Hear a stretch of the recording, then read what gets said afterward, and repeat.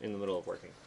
All right, so what I'm going to talk to you about now is taking this color palette and starting to apply it to interior and exterior elements. But I'm also going to teach you a little bit about what we're doing with the exterior. So I very quickly just modeled something really fast. It was rapid prototyped. I mean, I released you guys to start doing your work time at 8 o'clock, I think, ish, something like that, and it's 8:28 right now. So this is less than a half an hour.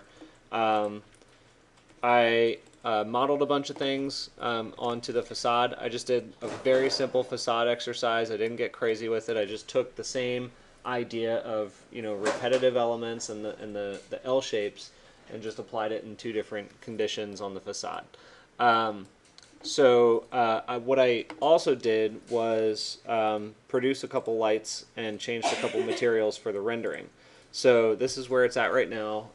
It's just like a quick little draft trying to get to the point and just kind of like look at it as I'm designing to see if it's something I like. So what you're seeing here is each of these elements has a light strip inside of it that was assigned a duplicate of the Cove Light family, but with a different color temperature.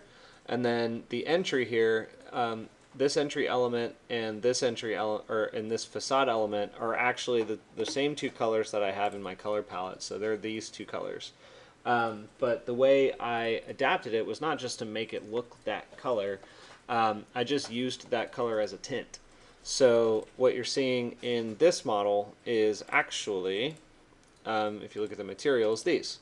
So I took that color and I added it to the reflect and zero value on this metallic material. It was brushed metal, and I added it to this one, and so it's slightly blue, slightly, flesh colored or beige colored, whatever you want to call it, and it created just kind of like a difference of feeling while still being the same kind of family on the facade.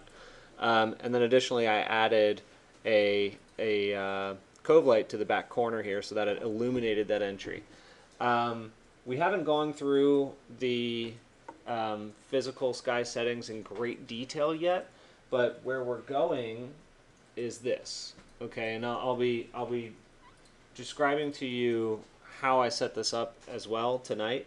And all the settings and everything, but I just wanted to give you the look at it first before we start going into it. Okay, so anyway, let me show you the two lights in the model first before I close thoughts on that one. But see this little surface right back here? I just grabbed a copy of the surface and kind of hid it in the back corner, and then I just right-clicked on which one did I use? I think I used this one.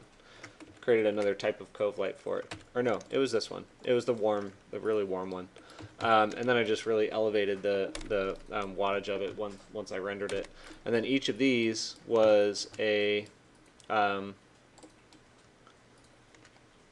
this is a group that has the actual panel thing that drapes over the front edge, and then I just put a little light surface underneath it so it looks like it's kind of like a cove light, or like a wall sconce kind of light. So that's all it was. What questions do you have about that before I start getting into some other more specific things? You guys have no questions today. What's going on?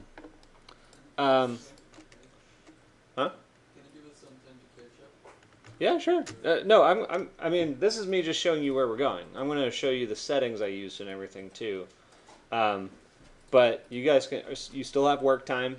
Not all of you are even working on this right now. Some of you are working interior, so I don't expect you to be stepping in tow with what I'm doing. I'm just trying to give you guys the information you're going to need for production.